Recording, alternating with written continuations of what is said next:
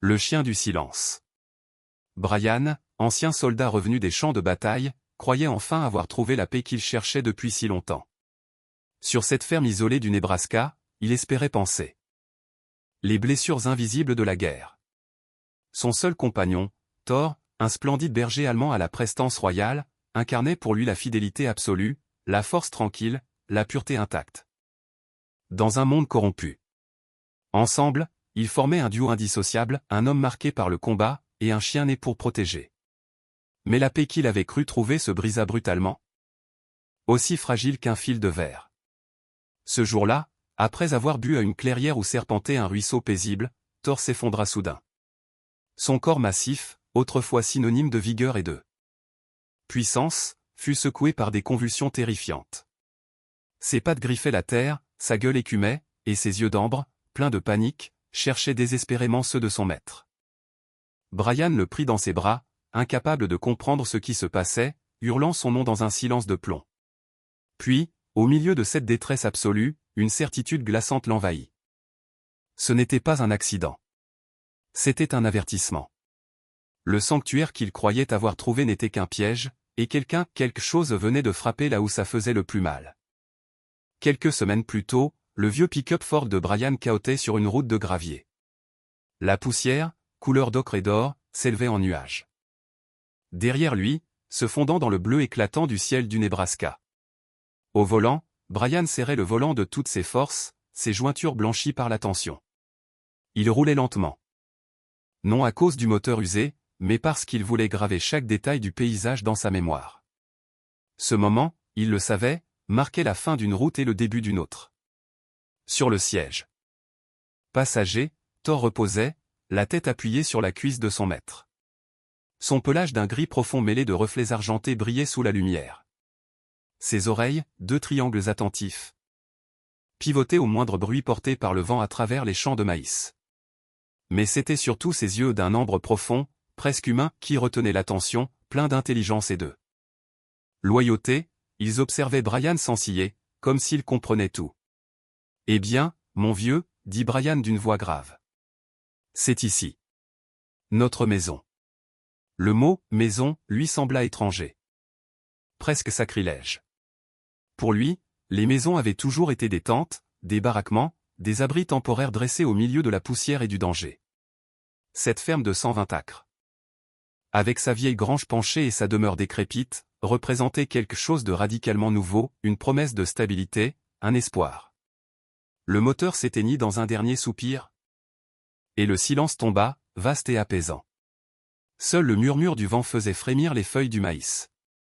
Ce silence, il l'avait poursuivi pendant 2 ans, depuis qu'il avait troqué l'uniforme militaire pour des vêtements civils.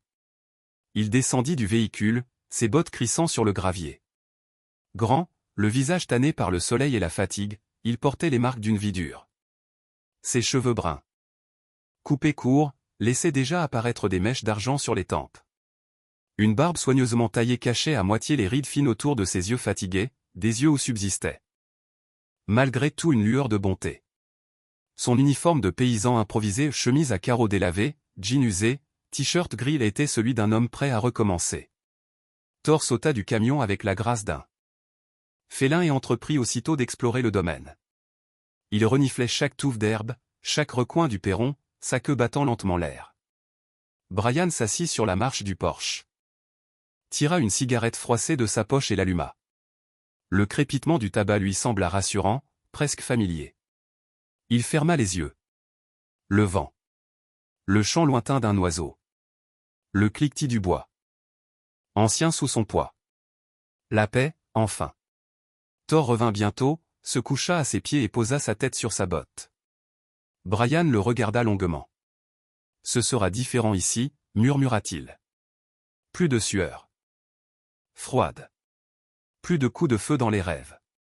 Juste ça, du calme. » Il tira une bouffée lente, la fumée s'élevant comme un fil de prière vers le ciel. « On va remettre cette ferme sur pied.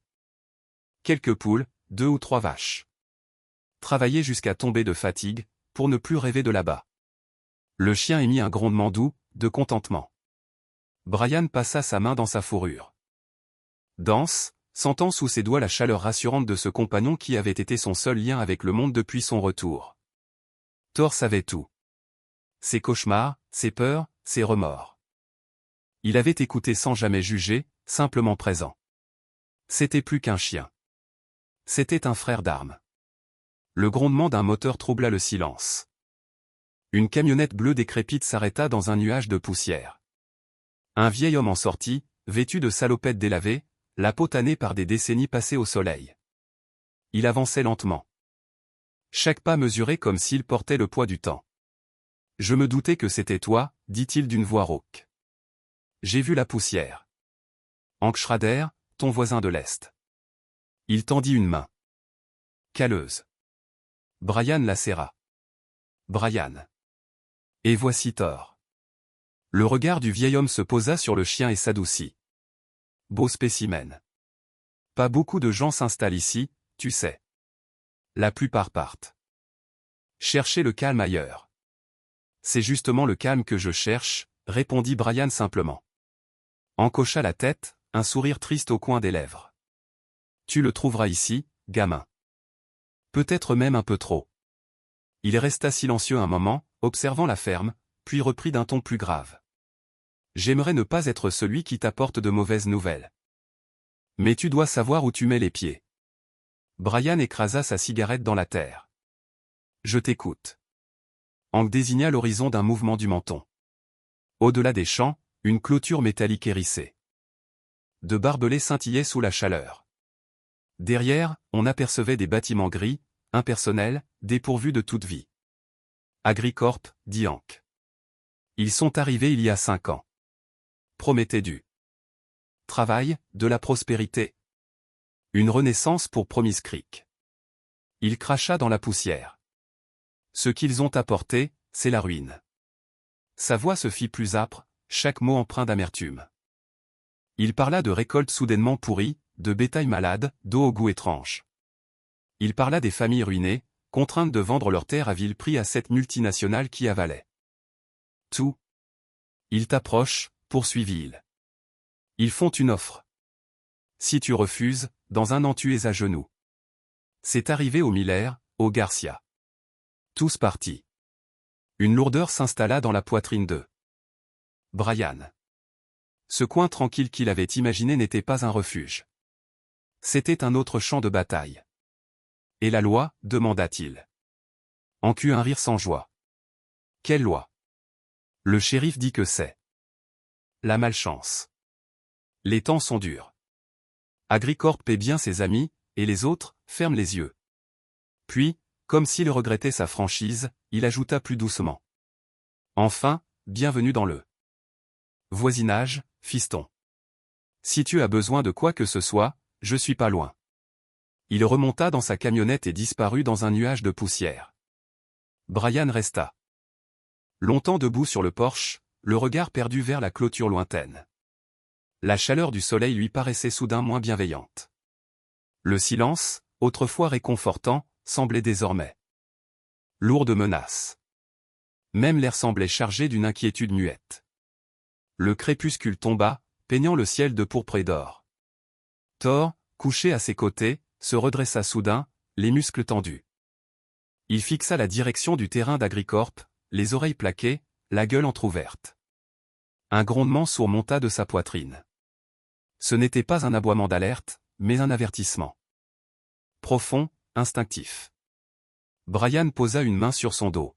« Qu'est-ce que tu vois, mon grand ?» Le chien ne bougea pas. Ses yeux d'ambre semblaient transpercer la distance, comme s'il percevait quelque chose que les yeux humains ne pouvaient voir, une menace invisible, rampante, déjà présente. Brian suivit son regard, ne distinguant que des bâtiments anodins derrière les barbelés. Mais au fond d'eux, lui, il sut que Thor avait raison. Quelque chose n'allait pas. Le poison avait déjà commencé à s'infiltrer dans la promesse de cette nouvelle vie. Les vieux fantômes de la guerre n'étaient jamais partis, ils avaient seulement changé de visage. Les jours suivants furent une trêve fragile. Brian se levait avant l'aube, travaillait jusqu'au crépuscule. Réparer les clôtures, redresser les poutres du grenier, nettoyer le champ derrière la grange. Chaque tâche, aussi éreintante soit-elle, lui offrait un répit contre les cauchemars. Ses mains, couvertes d'ampoules, retrouvaient la mémoire du travail honnête. Sous le soleil brûlant, avec Thor trottant à ses côtés, il parvenait presque à croire que tout irait bien. Mais au fond de lui, quelque chose demeurait en alerte. Les mots de Hank, le regard de Thor, l'eau du ruisseau d'une limpidité trop parfaite, tout cela formait une tension diffuse, invisible mais constante. Le 8e jour, la chaleur s'abattit sur la vallée comme une chape de plomb. L'air vibrait. Le vent s'était tu. Seul le bourdonnement lointain d'une machine résonnait depuis la direction du complexe Agricorp. Brian, torse nu, plantait un dernier poteau de clôture lorsqu'il sentit Thor s'approcher. Le chien s'arrêta net, la truffe pointée vers le ruisseau en contrebas. Une odeur. Imperceptible, peut-être, ou un son trop faible pour l'oreille humaine. Brian essuya la sueur sur son front, inconscient que ce moment, anodin en apparence, serait le dernier avant le drame. Car à cet instant précis, la paix qu'il avait bâtie de ses propres mains commençait à s'effondrer.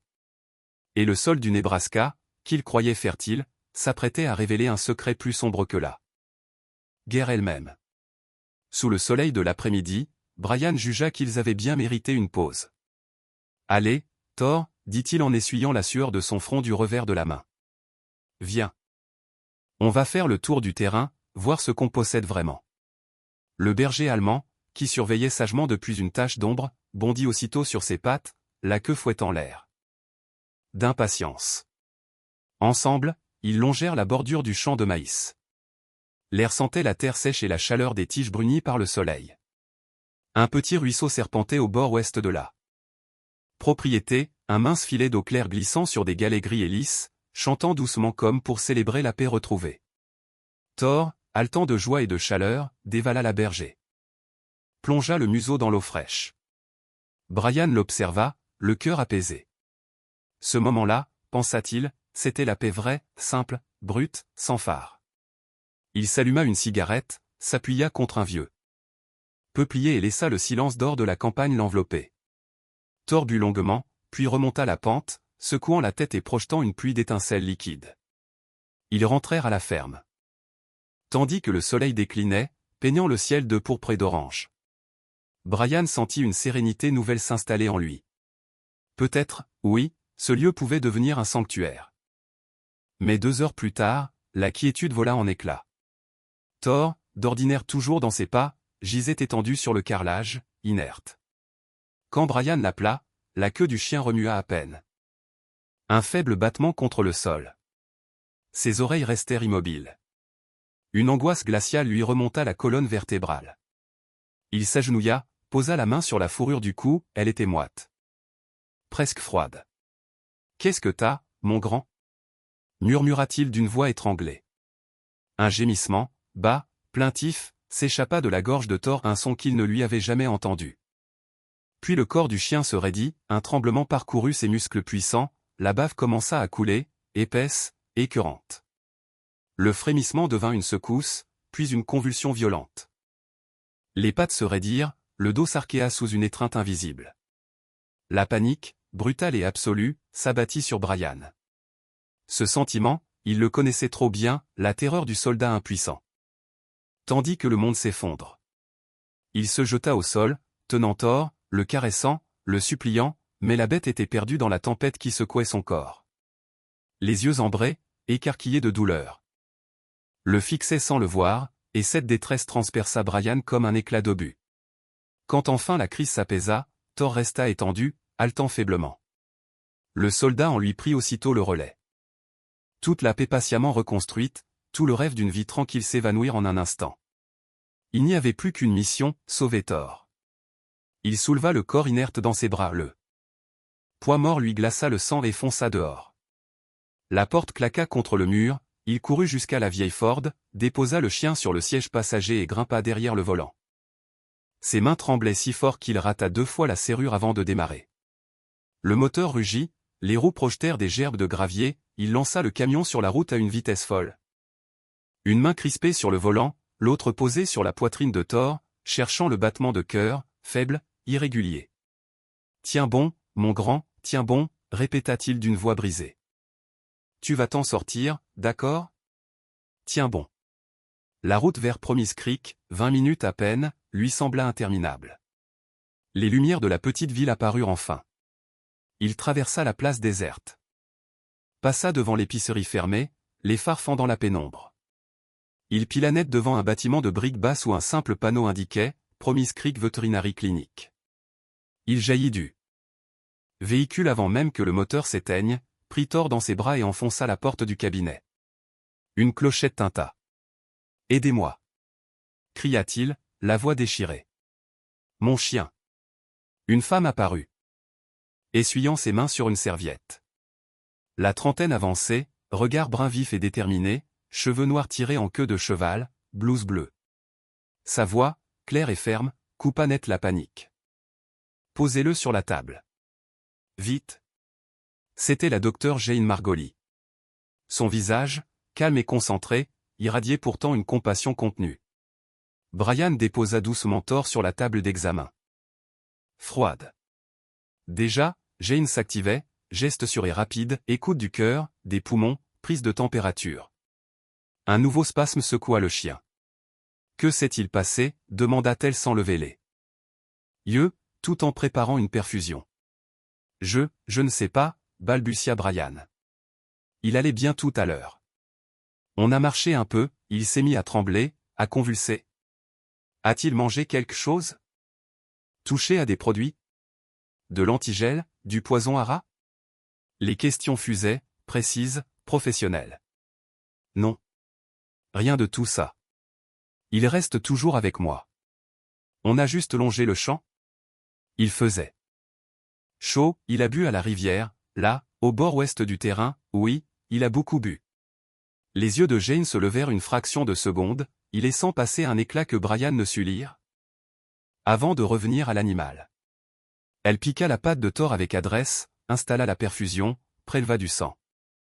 Son rythme cardiaque est irrégulier, dit-elle d'une voix posée. Et il présente de graves signes neurologiques. C'est un empoisonnement, et un sévère. Les minutes s'étirèrent, lourdes, étouffantes. Jane administra des injections, tenta de stabiliser le cœur, de contenir les convulsions. Quand enfin Thor s'immobilisa, ce n'était plus que d'épuisement, sa respiration, à peine perceptible, n'était plus qu'un souffle.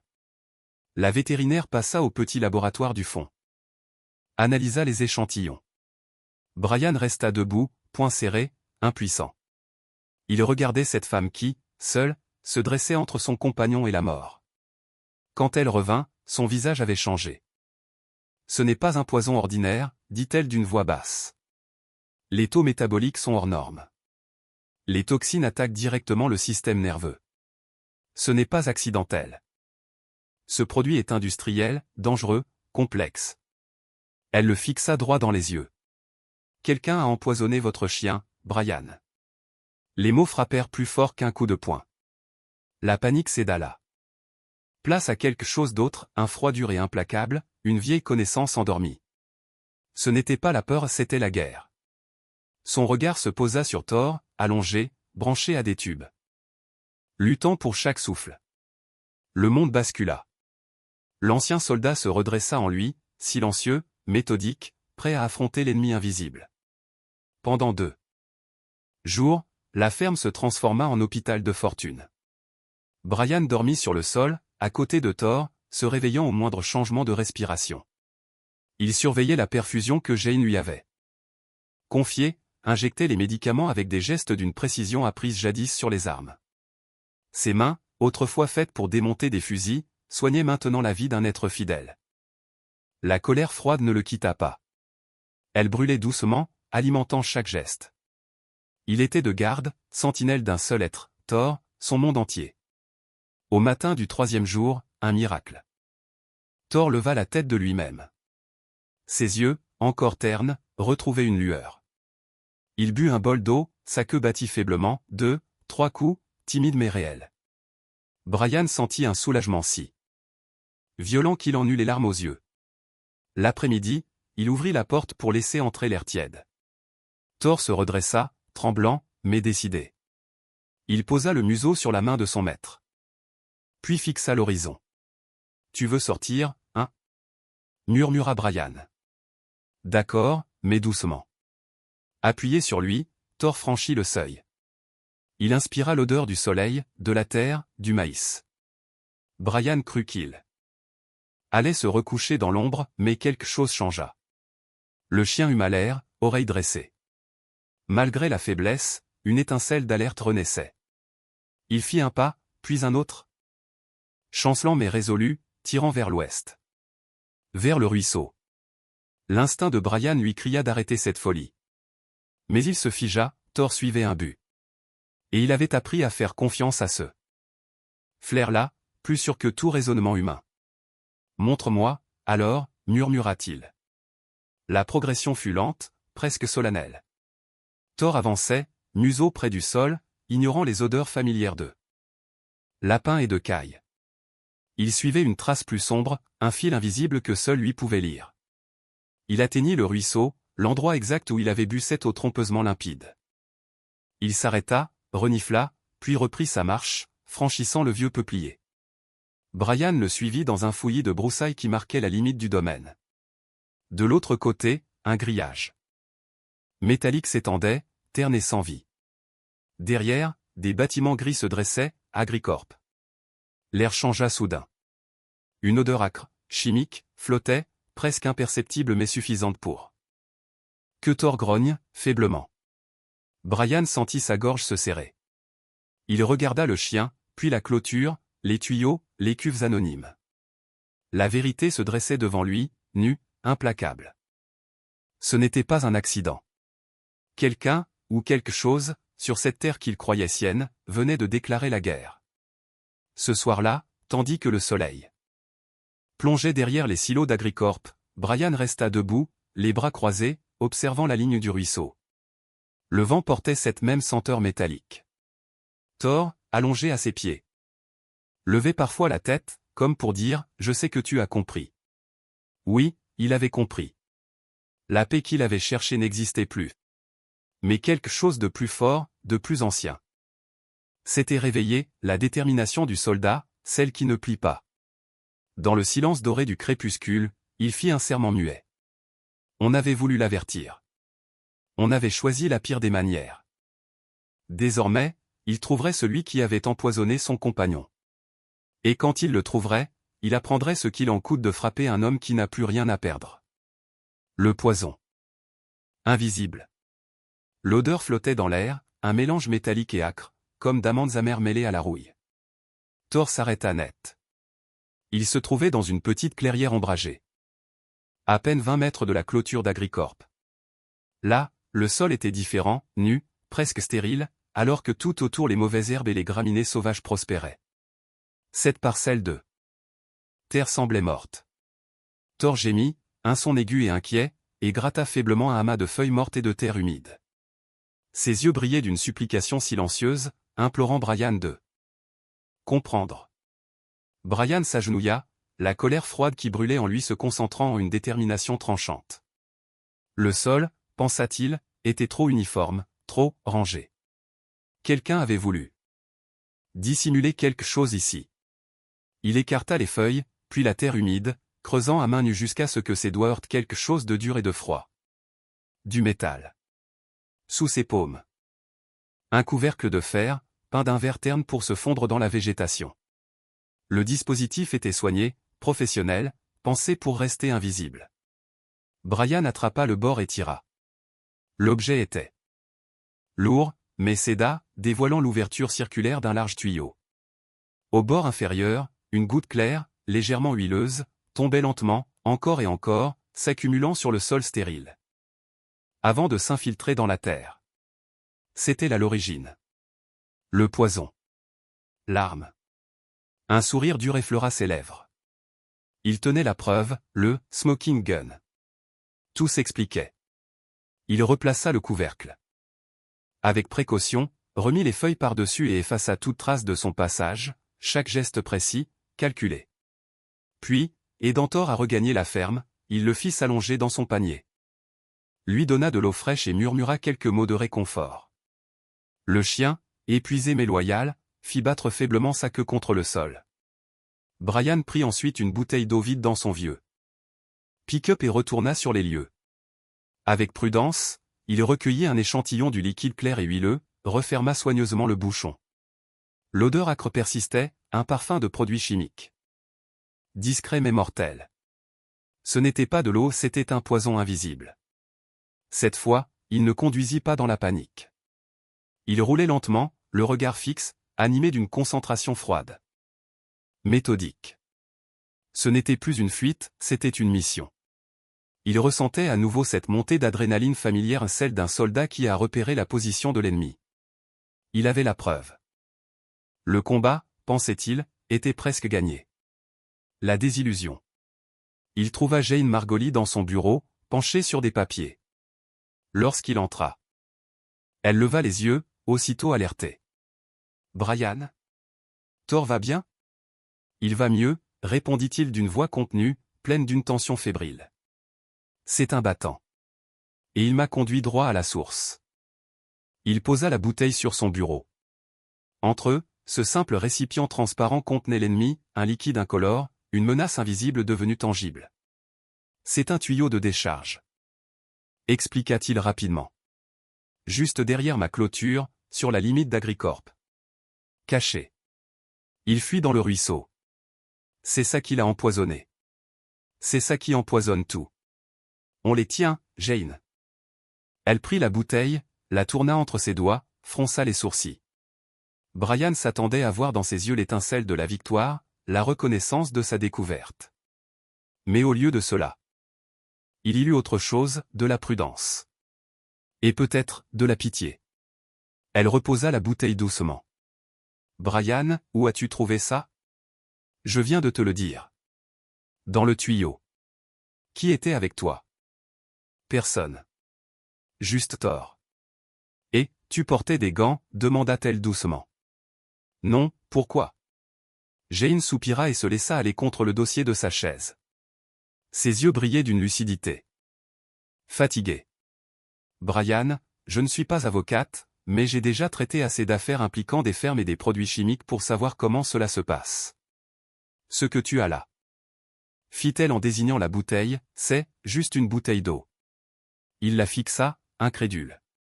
Non, c'est du poison. Je te crois, dit-elle avec sincérité. Les analyses sur le sang de Thor prouvent que tu as raison.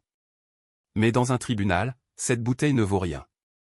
Pire encore, elle pourrait se retourner contre toi. Elle lui parla alors de choses qu'il n'avait jamais entendues. De chaîne de possession, de recevabilité, de preuves non conformes. Elle expliqua qu'en ayant prélevé lui-même l'échantillon, sans témoin, sans mandat, il venait de détruire toute valeur légale à sa découverte. Les avocats d'Agricorp diraient qu'il avait tout inventé. Qu'il avait mis n'importe quoi dans cette bouteille. Qu'il cherchait à nuire. Il n'aurait même pas à prouver leur innocence, il suffirait de semer un doute raisonnable. Et avec cette bouteille, conclut-elle gravement, tu viens de leur donner plus qu'un doute. Tu viens de leur offrir un boulevard. Les mots frappèrent Brian comme un coup de poing. Son trophée de guerre se transforma en symbole d'échec. L'adrénaline se dissipa, remplacée par un vide amer. Il avait foncé tête baissée. Comme toujours, croyant livrer un combat tangible. Mais cette guerre-là était différente, invisible, protégée par des lois, des procédures et des règles qu'il ne comprenait pas. Son courage. Son instinct de soldat, tout cela ne servait plus à rien. Il fallait autre chose, de la stratégie, de la patience, de l'intelligence. Quand il quitta la clinique, la bouteille reposait sur le siège. Passager, dérisoire, presque moqueuse. Un trophée creux. Le mur du silence. Les jours suivants, Brian décida de ne pas abandonner. Il avait été formé pour avancer, pour recruter, pour rallier des alliés. Sa première tentative fut Hank, son voisin. Il le trouva dans sa grange, réparant une vieille machine. Les mains noueuses, couvertes d'huile. Bougeait lentement sur l'acier usé. Brian raconta tout, Thor, la fuite, le tuyau, la preuve. Il parlait avec une intensité brûlante, presque messianique. Mais plus il parlait, plus les traits de Hank se refermaient. Quand il eut terminé, l'homme poussa un long soupir, rauque, fatigué. « Je te crois, fiston. On sait tous que quelque chose cloche ici depuis longtemps. Mais t'sais, on n'a jamais osé le nommer. Il s'essuya les mains sur un vieux chiffon, puis ajouta. Mais tu veux qu'on se batte? Regarde-moi. J'ai 76 ans. Mon dos me tue. Ma ferme est à 2 doigts de là. Faillite. Et je suis épuisé. Son regard se perdit vers la porte ouverte de la grange, vers les champs baignés d'une lumière déclinante. Ils nous tiennent, Brian. Ils appuient là où ça fait mal. Tu fais un bruit, et ton prêt bancaire est soudainement réévalué.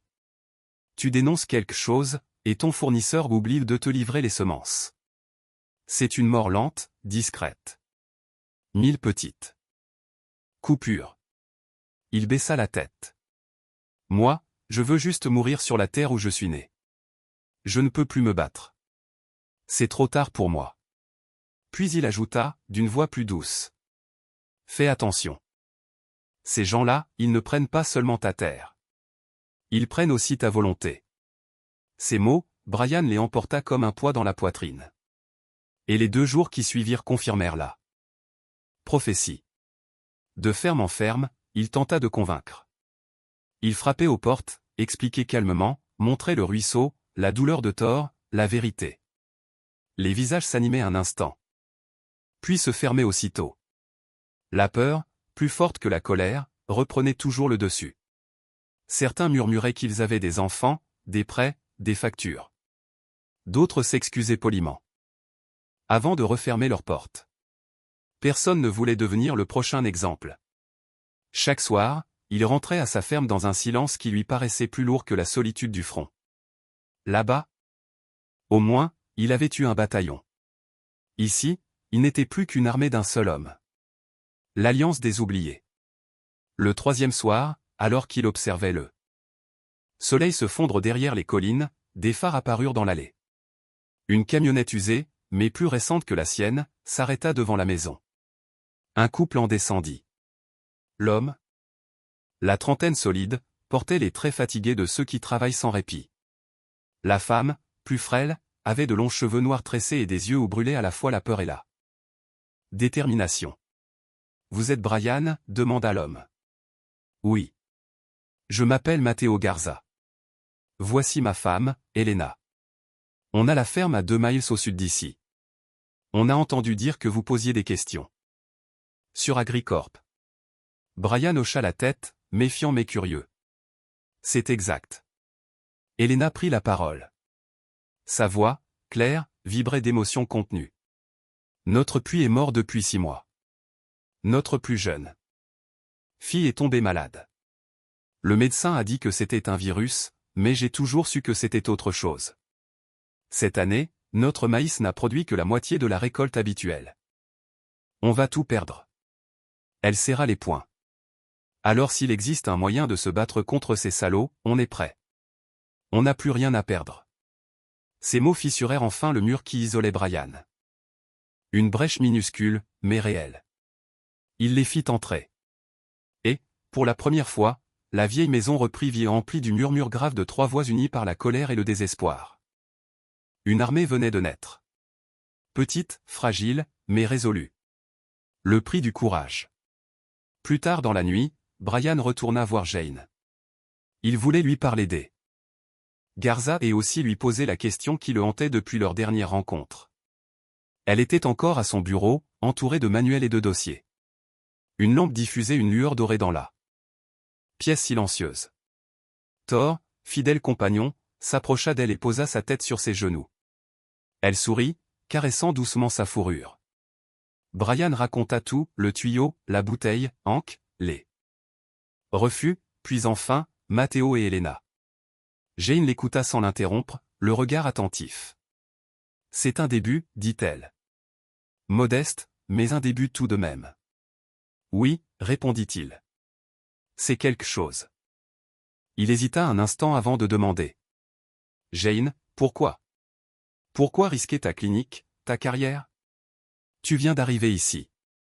Tu pourrais te contenter de soigner les animaux et d'ignorer tout ça. Pourquoi t'impliquer? Elle cessa de caresser Thor. Sa main resta posée sur sa tête.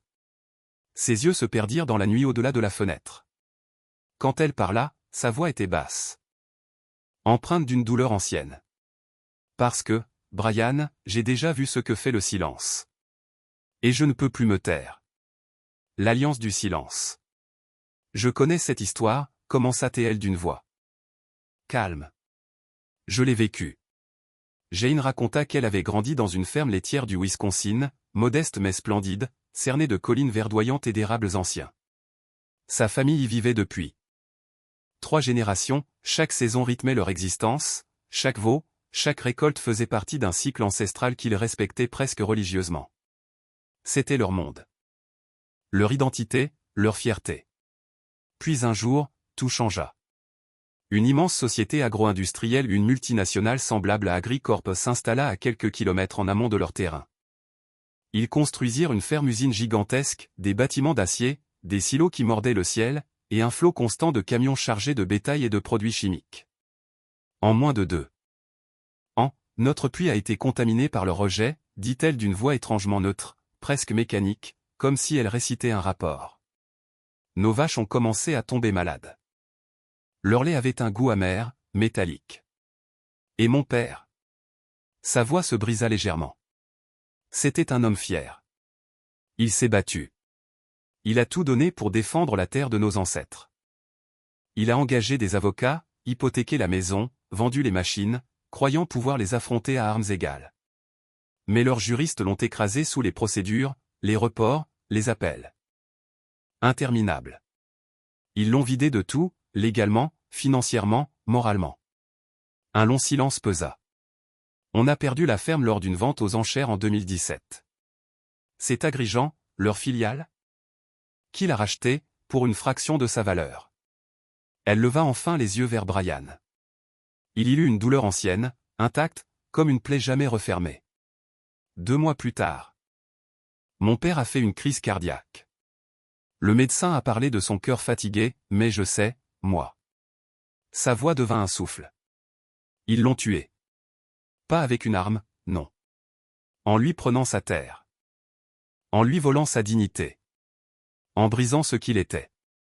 Le silence devint presque tangible dans le petit bureau.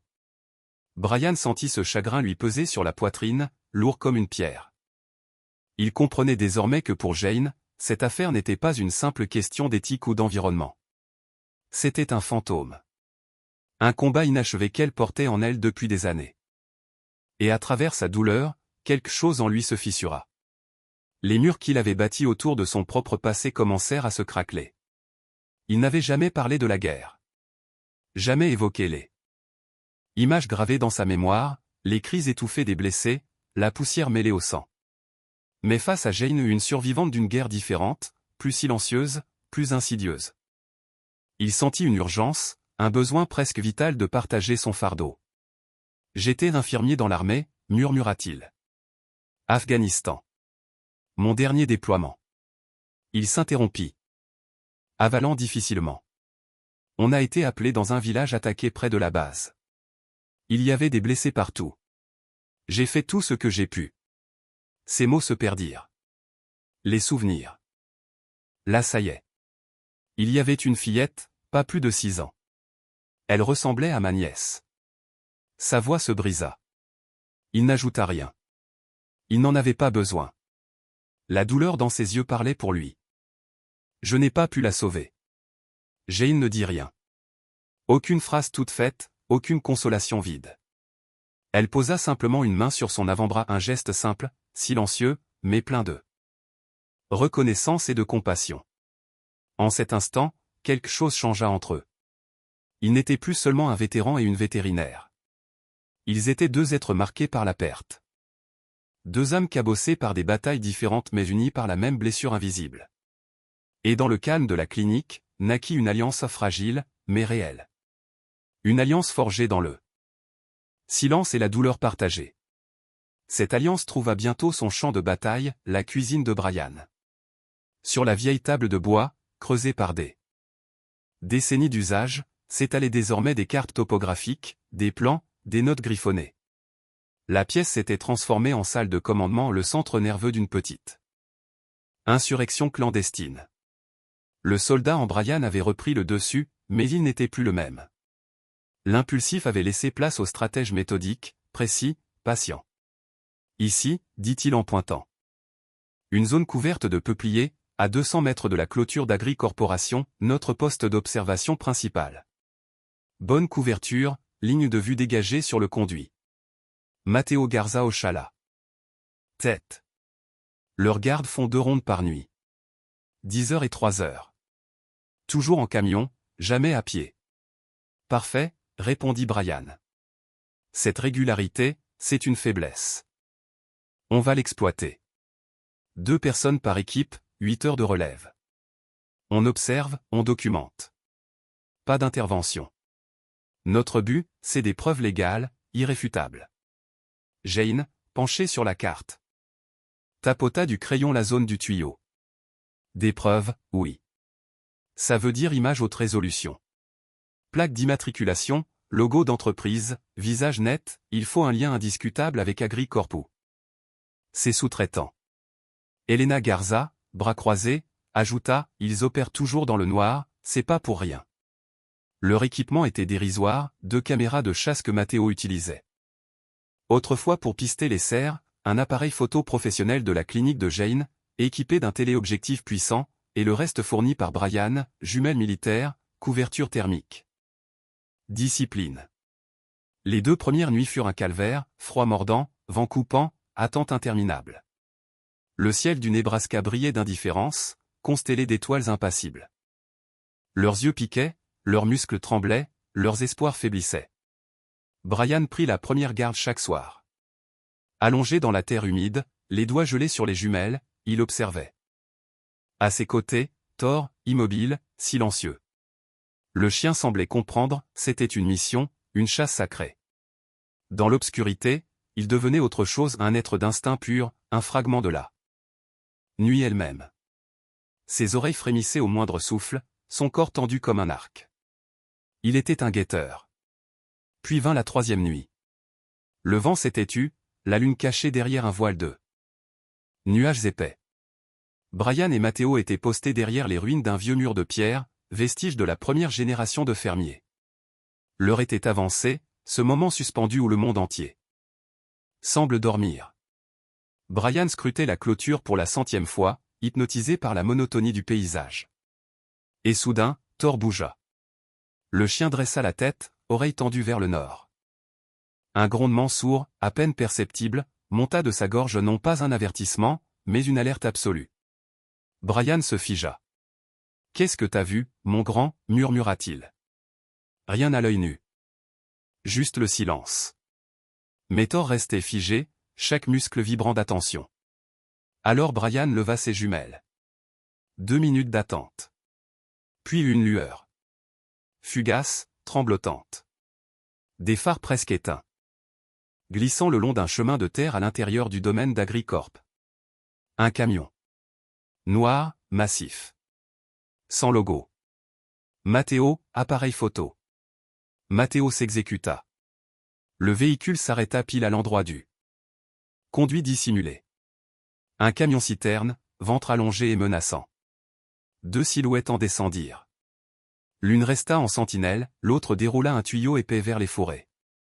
Brian prit l'appareil. Ses mains ne tremblaient pas. Il ajusta la mise au point manuellement, un geste précis, hérité d'un autre temps. Clic. Le bruit du déclencheur sembla résonner dans tout le champ. Clic. Clic.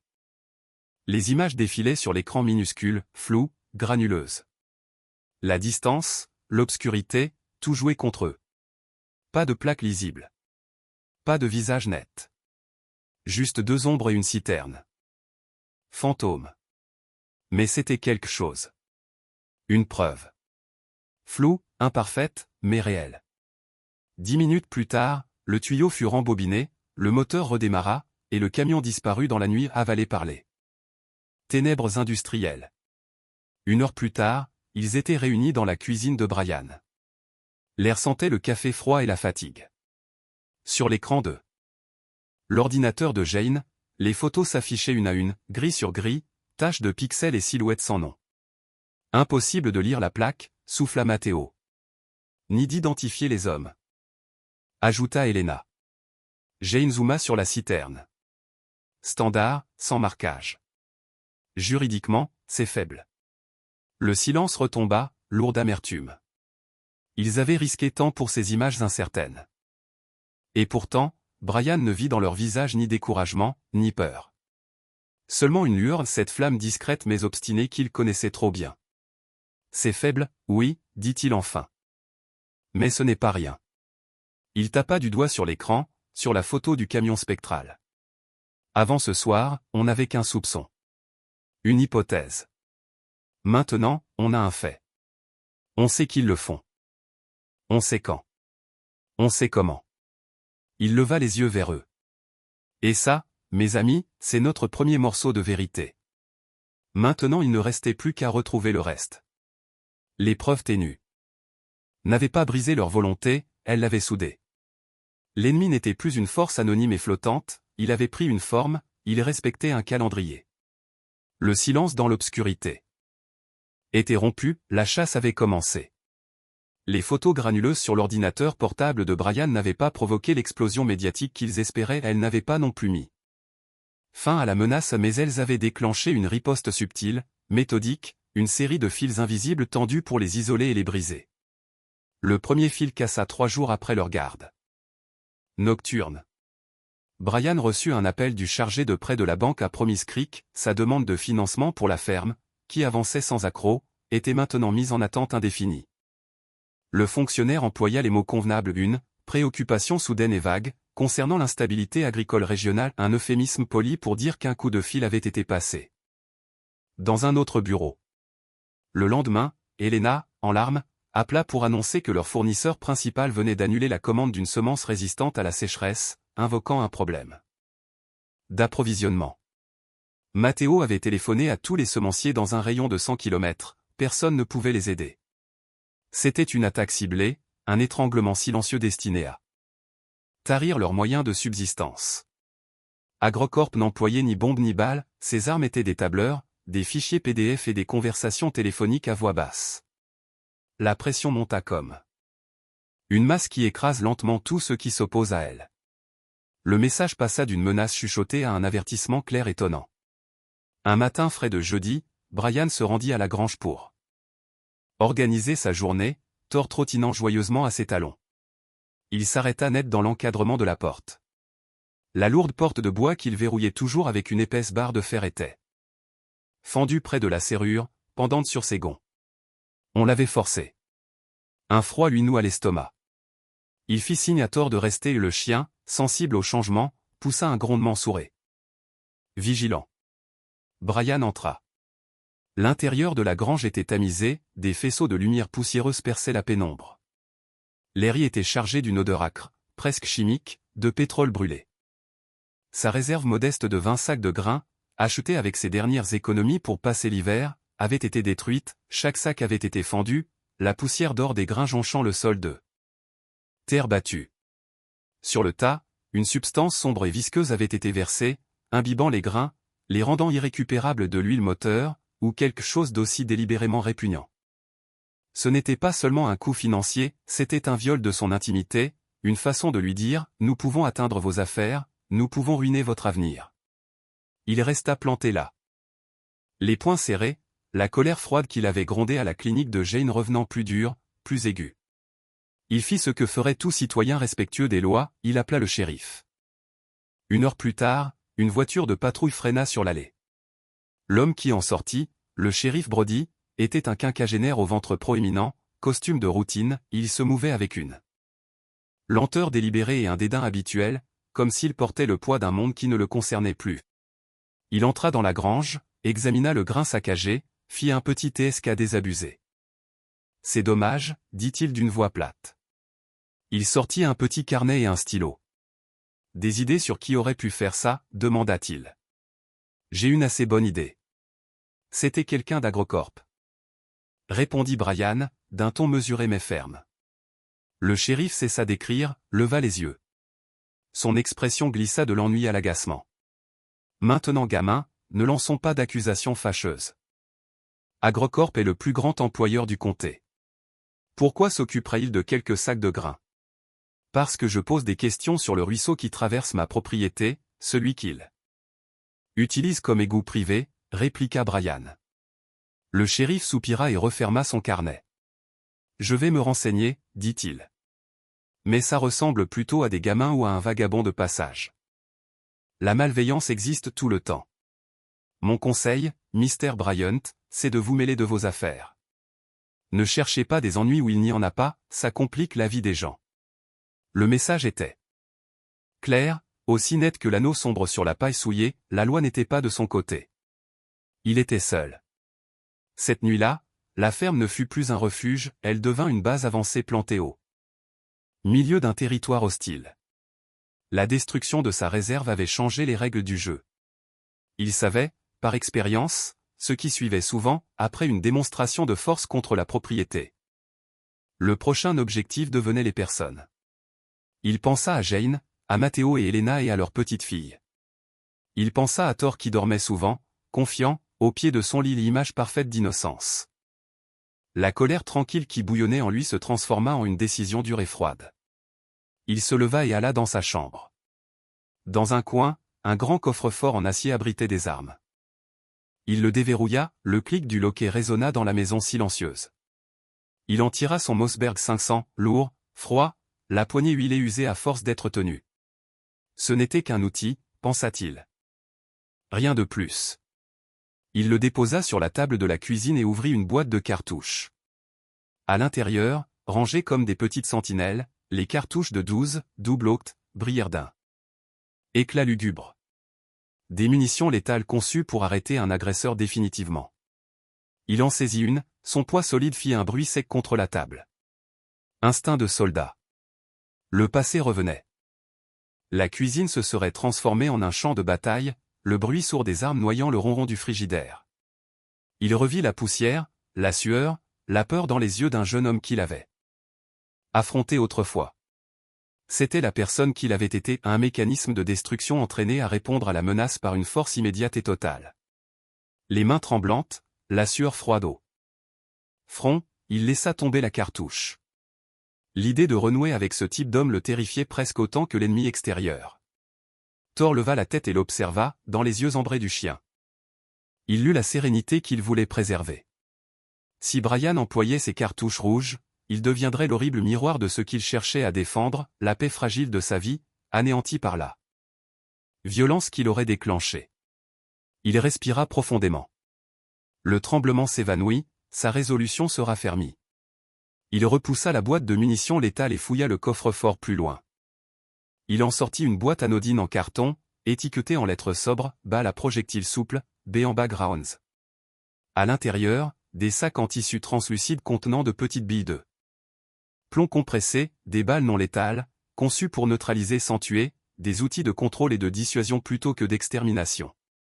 Avec une main assurée, il introduisit la première de ses cartouches dans le canon, puis une autre, et encore une, jusqu'à ce que le tube de chargeur soit plein. Le claquement ferme de l'action fut un son de décision. L'arme était chargée, prête. Mais l'intention était différente, il affronterait la violence avec force, oui, mais sans désir de tuer. Il ne ferait pas de sa main le mode opératoire de l'ennemi, il garderait la ligne qui séparait le protecteur du destructeur. La photo granuleuse sur l'écran de l'ordinateur persista comme un fantôme, preuve d'un passage, mais incapable à elle seule de condamner son auteur.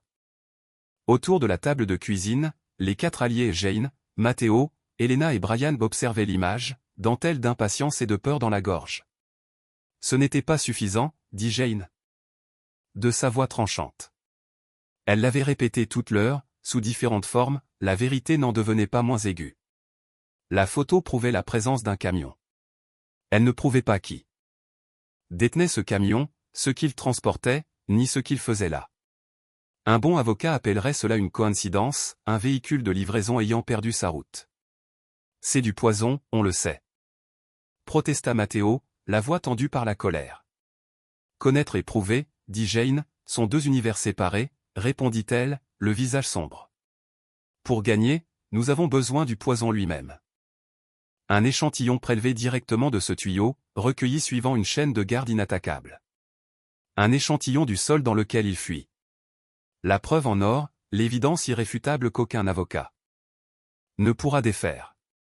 Un silence lourd tomba, l'implication de ces mots était claire, quelqu'un devait retourner là-bas. Quelqu'un devait franchir la clôture, s'exposer, revenir avec la matière même.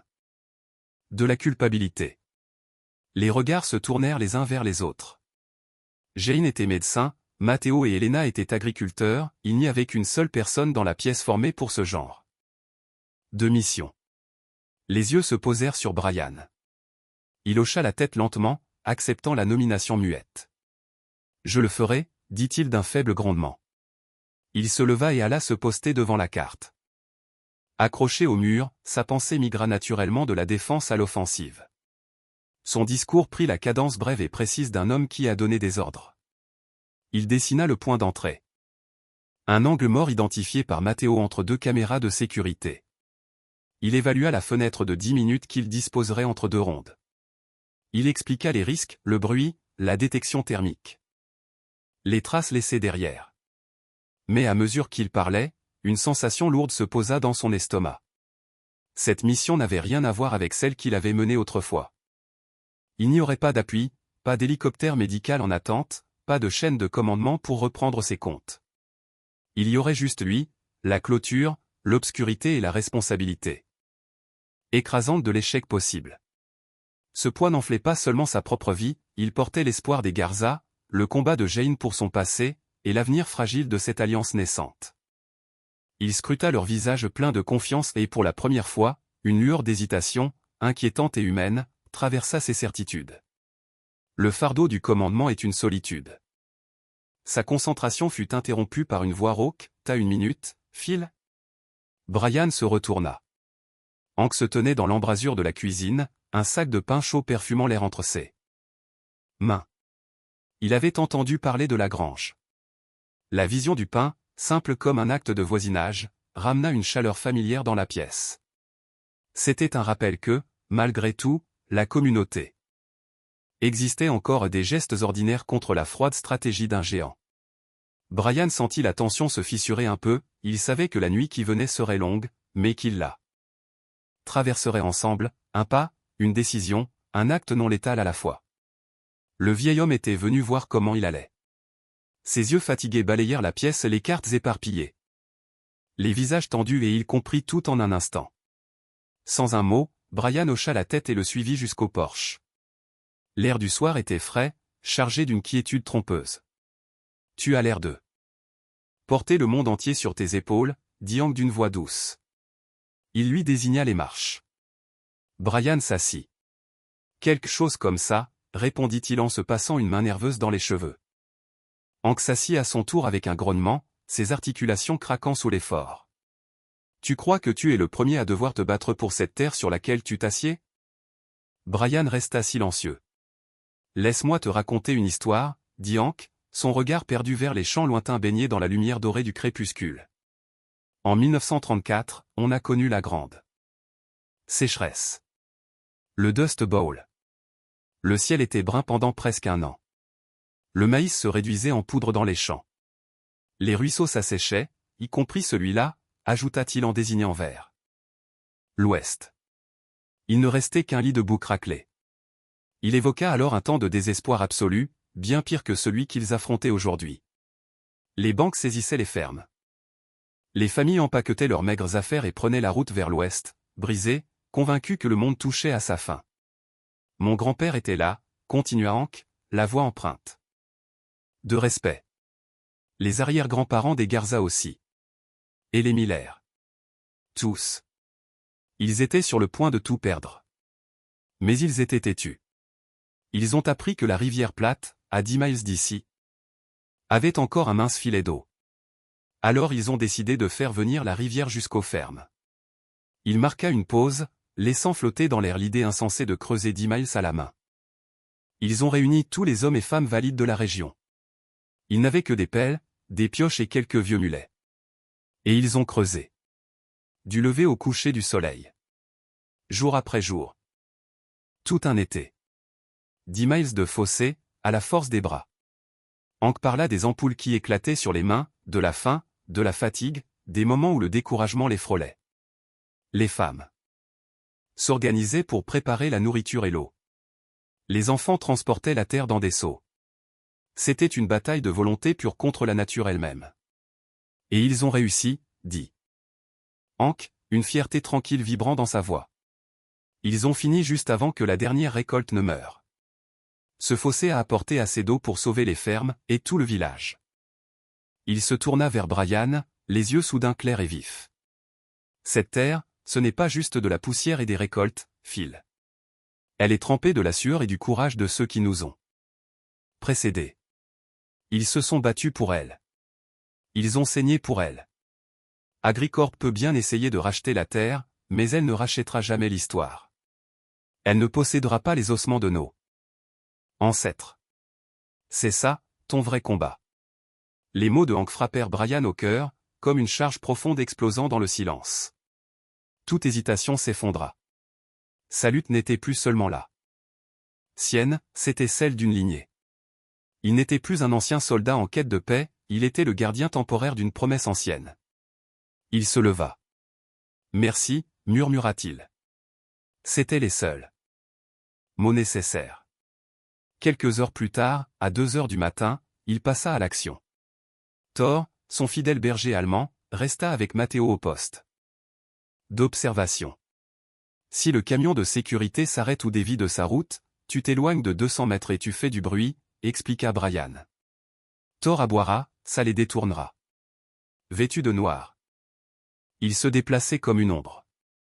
Les pinces coupantes étouffées entre les doigts, il ouvrit le grillage sans bruit et se glissa à l'intérieur.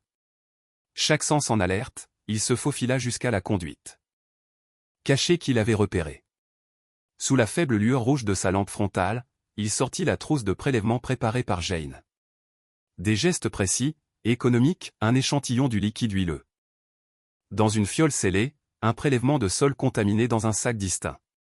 Il nota la date, l'heure, remit tout dans la trousse. 3 minutes, pas plus. Alors qu'il se redressait, il entendit le grondement du moteur du camion de sécurité. Quelques secondes plus tard, l'aboiement puissant de Thor retentit dans la nuit. Parfait. Les phares pivotèrent vers le bruit. Quand le camion passa à sa hauteur, Brian n'était déjà plus là. Le grillage avait été remis en place, sans trace visible. De retour à la ferme.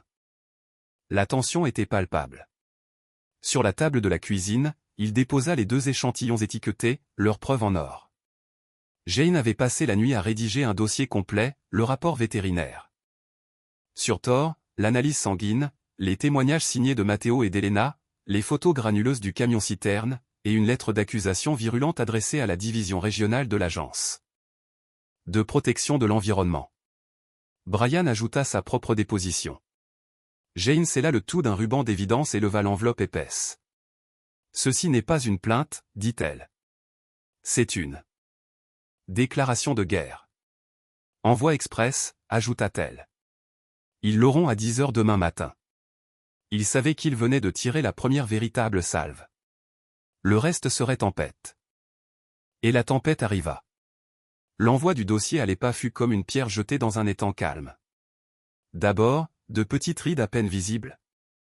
Un enquêteur fédéral arriva discrètement à Promise Creek, posa des questions, prit des échantillons près de la conduite.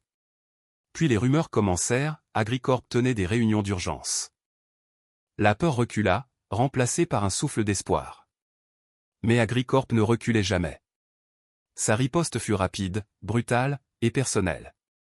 Le lendemain de la visite de l'enquêteur, un courrier épais arriva chez Brian. Un ordre de cessation et de désistement. Le ton glacé des avocats, accusation d'intrusion, d'espionnage industriel, de diffamation. La menace d'un procès qui le ruinerait. Une tentative d'intimidation, claire comme le jour. Puis ce fut au tour de Jane. Le directeur local d'AgriCorp l'appela directement à sa clinique. Il lui proposa une généreuse donation pour son équipement, à condition qu'elle retire sa déclaration et cesse toute collaboration avec Brian. Elle refusa net. Alors le ton changea. Des insinuations sur son permis vétérinaire, des menaces d'inspection sanitaire, des rumeurs perfides sur sa compétence. Il voulait la briser. Mais ces coups bas n'eurent qu'un effet, raffermir leur détermination.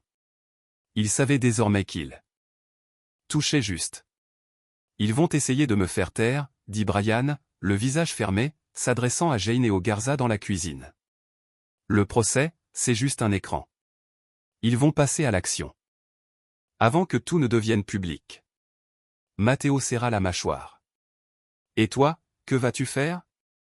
Brian tapota le Mossberg 500 posé près de son lit, chargé de balles en caoutchouc.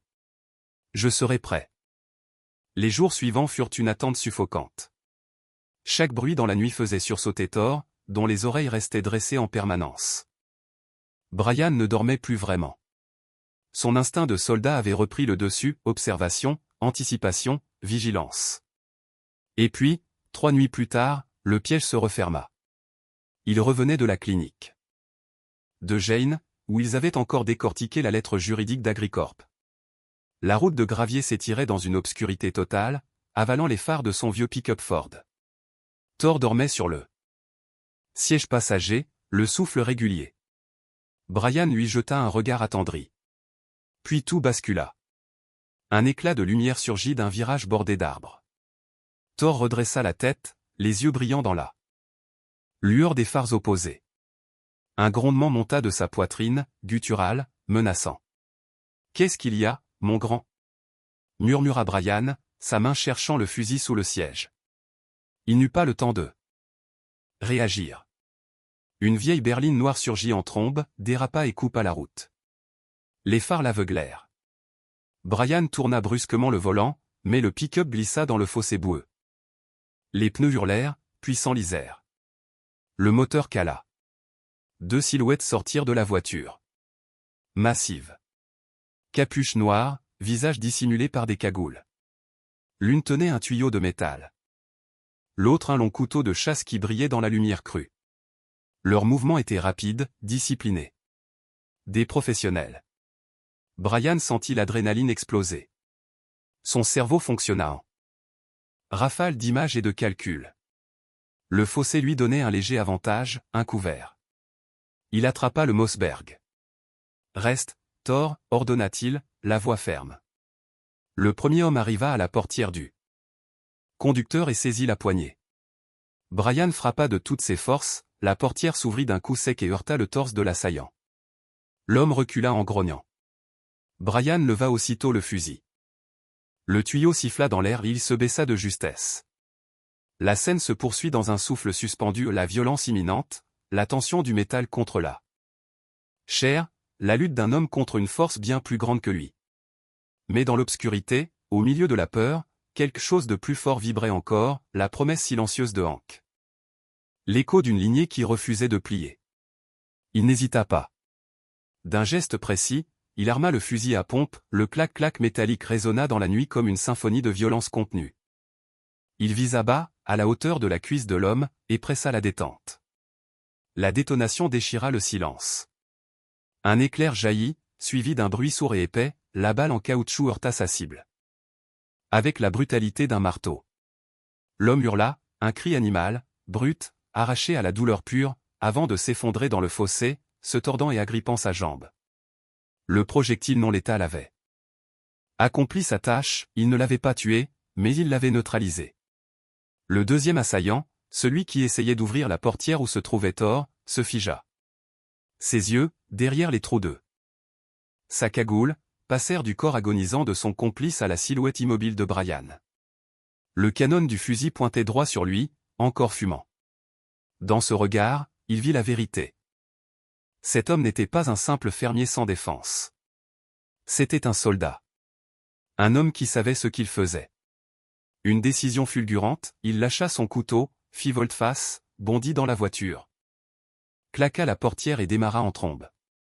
Le moteur hurla, les pneus patinèrent sur le gravier et la berline disparut, laissant derrière elle un sillage de poussière et un cri d'agonie. Brian garda le fusil levé jusqu'à ce que les phares s'éteignent dans la nuit. Puis, lentement, il abaissa l'arme. L'adrénaline se retira, laissant place à des tremblements involontaires. Il sortit du camion et s'approcha du blessé. L'homme gémissait encore, sa jambe tordue dans un angle anormal. Brian le fouilla rapidement, rien d'autre qu'un portefeuille contenant un permis de conduire. Il sortit son téléphone et appela les secours, donnant sa position et un récit concis, omettant volontairement ses soupçons à propos d'Agricorp. Quelques minutes plus tard, Thor, désormais calmé, posa sa tête contre sa main, cherchant du réconfort. « Ça va, mon vieux » murmura Brian. « On est en vie. » Quand l'ambulance arriva, suivie du shérif Brody et de son adjoint. La nuit touchait à sa fin. Le blessé fut emporté, la jambe immobilisée. Brian raconta les faits d'une voix égale, presque détachée. Le shérif, en voyant les preuves évidentes, le tuyau métallique. Abandonné, les traces de lutte ne pouvaient plus parler de simple vandalisme. Une enquête officielle allait s'ouvrir, qu'il le veuille ou non.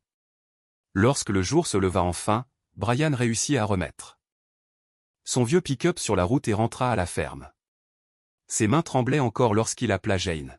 « Ils ont essayé de me piéger », dit-il d'une voix rauque. « Je vais bien. » Thor aussi. L'un d'eux a pris une balle caoutchouc dans la jambe.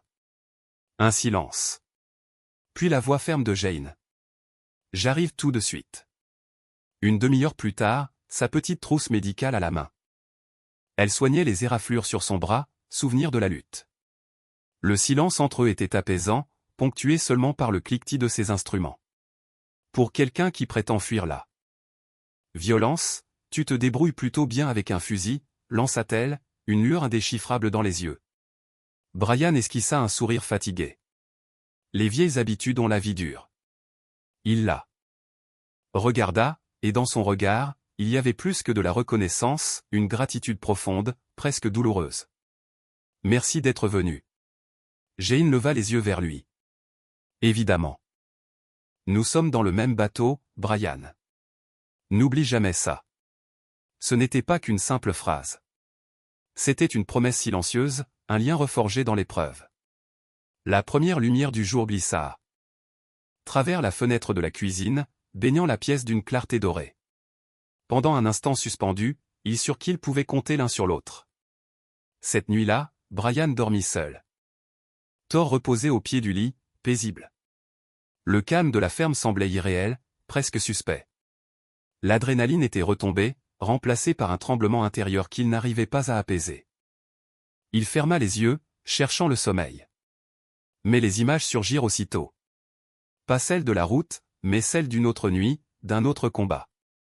Des éclairs aveuglants, des cris dans une langue étrangère, la brûlure de la poussière mêlée à celle de la chair.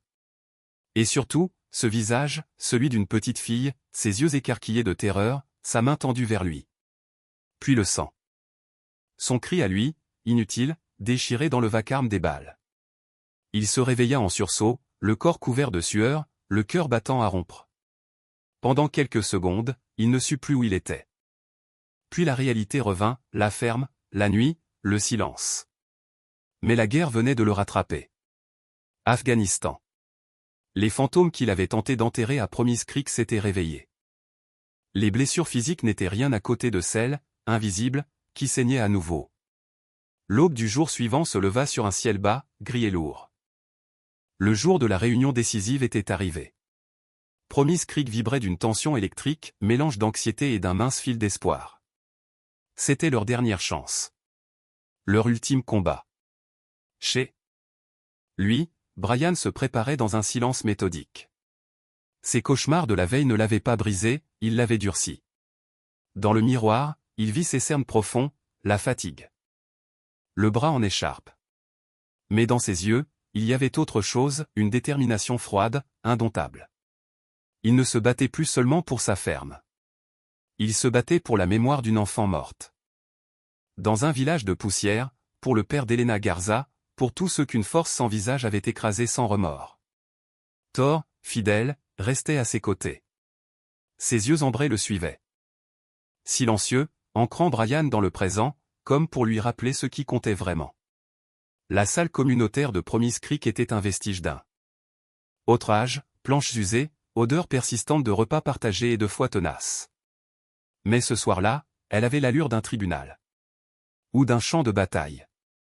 Chaque chaise pliante était occupée. D'un côté, les fermiers et leurs familles, visages marqués, regards inquiets, vêtements de travail imprégnés de fatigue. De l'autre, leurs adversaires, AgriCorp. À leur tête, Thomson. Le directeur local. Costume anthracite impeccable, sourire glacé, cheveux lissés à la perfection. Son regard calculateur balayait la salle comme on jauge un troupeau. À ses côtés, 2 jeunes avocats. De la ville, costume coûteux, attaché-caisse luisant, posture d'assurance absolue.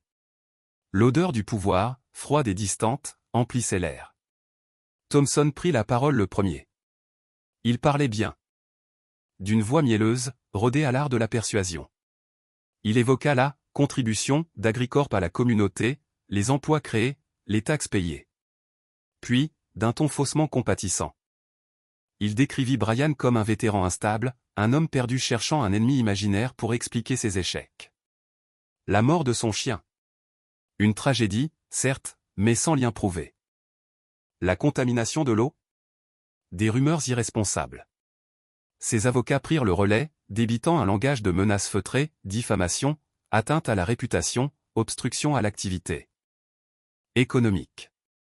Leurs mots glaciaux tombèrent comme des pierres dans la salle. L'espoir fragile qui s'était élevé dans les cœurs commença à s'éteindre. Les épaules se voûtèrent. Le silence pesa. Alors, Brian se leva. Son bras en écharpe, le visage marqué, il avança jusqu'à la tribune.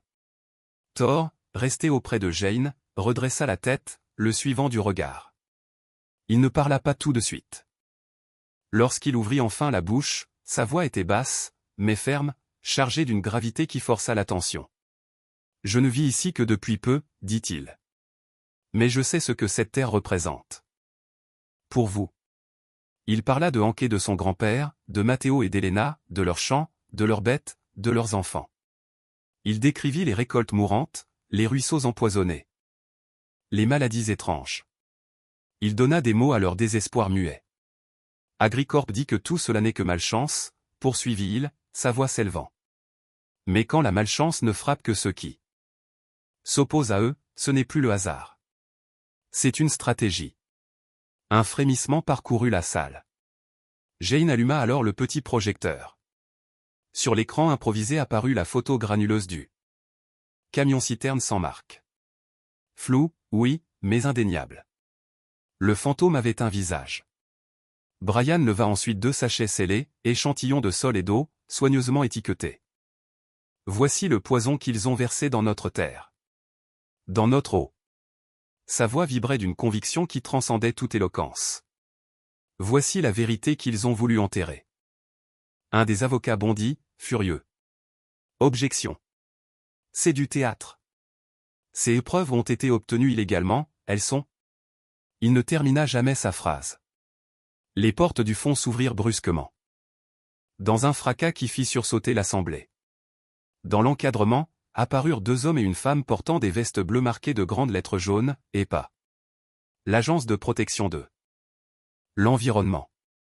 Derrière eux, une femme aux yeux vifs, carnet à la main, suivie d'un caméraman, Sarah Jenkins, journaliste d'investigation du plus grand quotidien de l'État. Celle que Jane avait secrètement contactée. Un silence absolu tomba. Le sourire de Thomson se figea, puis disparut. Le chef d'équipe de l'EPA, un homme grand au visage impassible, avança jusqu'à la tribune. Sa voix résonna, claire et implacable. Nous sommes des agents de la division régionale d'application de la loi environnementale. Nous intervenons à la suite d'une plainte officielle. Détaillée et jugée crédible, déposée il y a plusieurs semaines concernant d'éventuelles violations du Clean Water Act par la société AgriCorp à cet emplacement. Le mot violation claqua dans l'air. Comme un coup de tonnerre. Dans la salle, les fermiers échangèrent des regards incrédules. Jane ferma les yeux un instant, un souffle de soulagement lui échappant. Brian, lui, resta immobile. Son visage ne trahissait rien, mais son cœur battait fort, cette fois non de peur, mais d'un sentiment qu'il n'avait pas ressenti depuis des années, la justice, enfin, venait de frapper à la porte. Et pour la première fois depuis longtemps, Promise Creek respira. Promesse à la terre. Il leva bien haut une épaisse enveloppe manille, la voix ferme et résonnante dans le silence tendu de la salle. Les preuves présentées, y compris les résultats certifiés du laboratoire, suffisent à ouvrir une enquête fédérale complète, avec effet immédiat. Un murmure parcourut la foule. Puis il se tourna directement vers Thompson et lui tendit un dossier encore plus volumineux. Monsieur Thompson, voici un mandat pour la perquisition de vos locaux et un ordre de conservation de tous vos documents. Toute tentative d'entrave sera considérée comme un crime fédéral. À ce moment précis, la journaliste Sarah Jenkins fendit la foule, son micro levé comme une arme. Monsieur Thompson. Pouvez-vous commenter les accusations selon lesquelles AgroCorp aurait systématiquement empoisonné les terres agricoles locales pour en faire chuter la valeur? La lumière rouge de la caméra s'alluma, capturant l'instant où l'univers soigneusement construit de Thompson s'effondra. Son visage, autrefois sûr de lui, se vida de toute couleur. Ses yeux cherchaient désespérément une issue. Mais il n'y en avait plus. Ses avocats, livides, s'étaient regroupés dans un coin, murmurant à toute vitesse dans leur téléphone. Contre le mur du fond, le shérif Brody, qui jusqu'alors observait d'un air détaché, paraissait soudain vouloir s'évanouir dans le plancher. Le pouvoir venait de changer de camp totalement, irrévocablement. Les fermiers, longtemps écrasés sous le poids du désespoir, se redressaient lentement. Un murmure parcourut la salle, puis quelques applaudissements éclatèrent. D'abord timides, ils grossirent, se transformant en une onde de joie brute, de soulagement et de victoire. L'ancien hall municipal, témoin de tant d'humiliation, vibra sous cette clameur libératrice. Brian recula lentement du podium, le cœur battant, l'adrénaline redescendant en un vertige léger. Jane se tenait à ses côtés, sa main posée sur son bras blessé, les yeux brillants de larmes. Thor, fidèle et silencieux, lui frôla la jambe d'un museau complice. Brian leva les yeux, les agents de l'EPA accomplissaient méthodiquement leur travail, la journaliste interviewait une Elena Garza en pleurs, tandis qu'Hank, abasourdi mais rayonnant, hochait la tête avec émotion. Les puissants, eux, n'étaient plus que des silhouettes désorientées. L'empire d'AgroCorp, bâti dans l'ombre, protégé par l'argent et la peur, venait d'être exposé à la lumière du jour. Et cette lumière, aveuglante, impitoyable, c'était celle de la vérité. La justice, pensa Brian, n'avait pas besoin de miracles, seulement de quelques âmes assez courageuses pour traîner le mensonge hors des ténèbres et le livrer à la clarté des caméras et de la loi. Les saisons changèrent. La lumière crue de la fin d'été fit place à la douceur dorée de l'automne, et avec elle, un souffle d'apaisement traversa Promise Creek. La réunion de ce jour n'avait pas été une fin, mais un commencement, la lésion infectée d'une communauté venait d'être ouverte pour que la guérison puisse enfin commencer. Le combat judiciaire qui suivit fut long, complexe, labyrinthique. Les dossiers s'empilèrent, les procédures s'enchaînèrent. Mais la première victoire, elle, appartenait déjà au peuple. Thompson, le cadre lisse et arrogant, fut licencié par AgroCorp, une tentative dérisoire pour se dissocier du scandale. Lui et les deux hommes qui avaient attaqué Brian furent inculpés de plusieurs crimes fédéraux. Leur avenir paraissait désormais aussi stérile que la terre qu'ils avaient souillée. Porté par l'enquête de l'EPA est soutenue par un cabinet d'avocats environnemental pro bono que Jane avait trouvé, les fermiers de Promise Creek, menés par la famille Garza, déposèrent une plainte collective qui fit la une des journaux de l'État. Le combat était loin d'être terminé, mais pour la première fois depuis longtemps, il se menait à armes égales. Pourtant, la vraie transformation ne se lisait ni dans les articles ni dans les tribunaux. Elle se sentait dans l'air même de Promise Creek. La chape de peur qui étouffait la ville depuis des années s'était levée. Les voisins, autrefois méfiants, recommencèrent à se saluer, à s'arrêter sur la route pour échanger quelques mots. La mairie, théâtre de la confrontation historique, accueillait désormais des repas communautaires chaque semaine. On partageait le matériel, on s'entraidait pour les récoltes. Une fraternité nouvelle, forgée dans l'épreuve, liait à présent les habitants. Hank, jadis Silas, avait retrouvé l'étincelle de ses jeunes années. Ces récits, autrefois empreints de nostalgie funèbre, résonnaient désormais comme des leçons de courage et de transmission et des hymnes à la résilience d'une communauté qui avait appris à se battre de nouveau.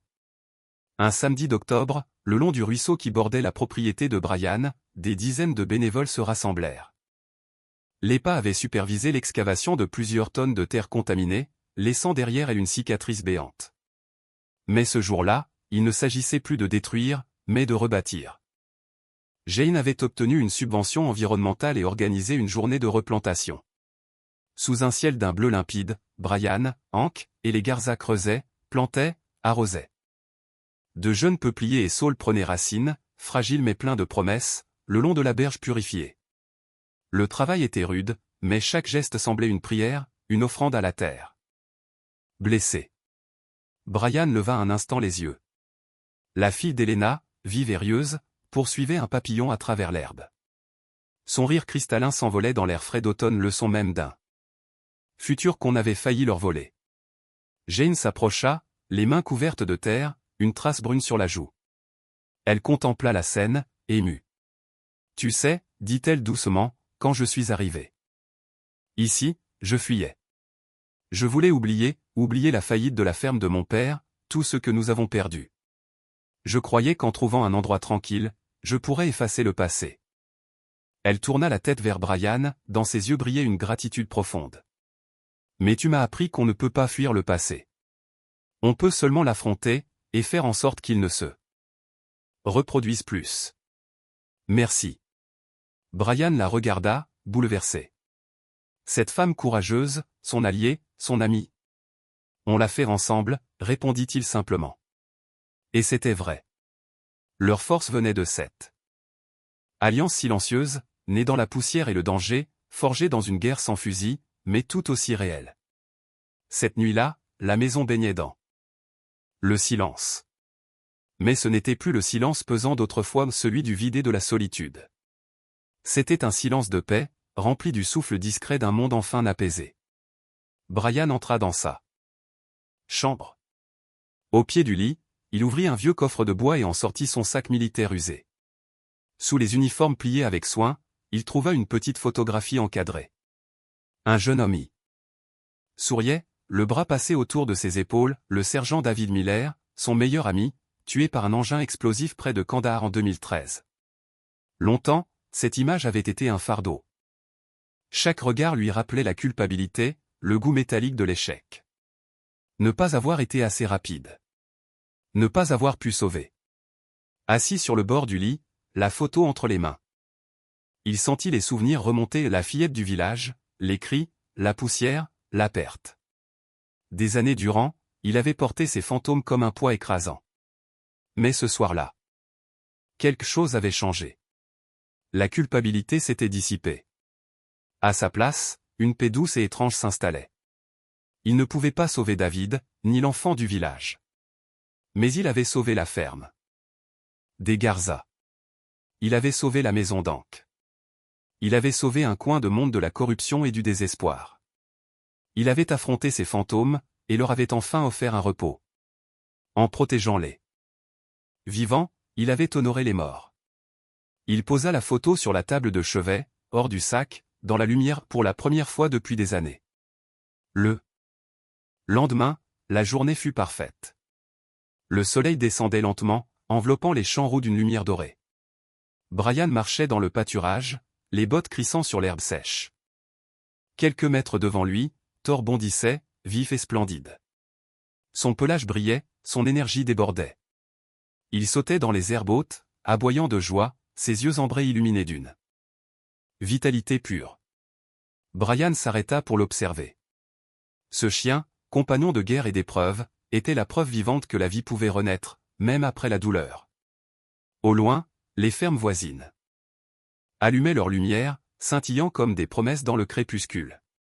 Le vent murmura dans les épis de maïs le même son que celui qu'il avait entendu le premier jour. Il avait cherché la paix ici, pensant qu'elle se trouvait dans le silence, l'absence de lutte. Mais il avait eu tort. Ce silence-là, il le comprenait maintenant, était celui des cimetières. Le vrai repos ne naît pas du vide, mais du combat mené jusqu'au bout. La paix véritable, c'est le calme après la tempête, la force tranquille de celui qui a tenu parole. Il se tenait là, les deux pieds dans la terre. Thor à ses côtés, et il sut avec certitude qu'il était enfin chez lui. On dit souvent que ce sont les humains qui sauvent les animaux. Mais parfois, c'est l'inverse. Par leur loyauté silencieuse. Ils nous rappellent ce qui compte vraiment. Il nous oblige à nous battre pour quelque chose de plus grand que nous-mêmes, et ne réclame rien d'autre qu'un peu d'amour en retour. Le lien entre un vétéran et son chien, pensa Brian, est une promesse sacrée et une histoire de guérison écrite dans le courage et le silence, dans la boue et la lumière. Et tandis que Thor levait le museau vers le vent du soir, Brian sut que la guerre était finie. Non pas celle qu'il avait menée au loin, mais celle qu'il avait portée en lui. Et qu'en la gagnant, il avait retrouvé bien plus qu'une ferme. Il avait retrouvé la vie.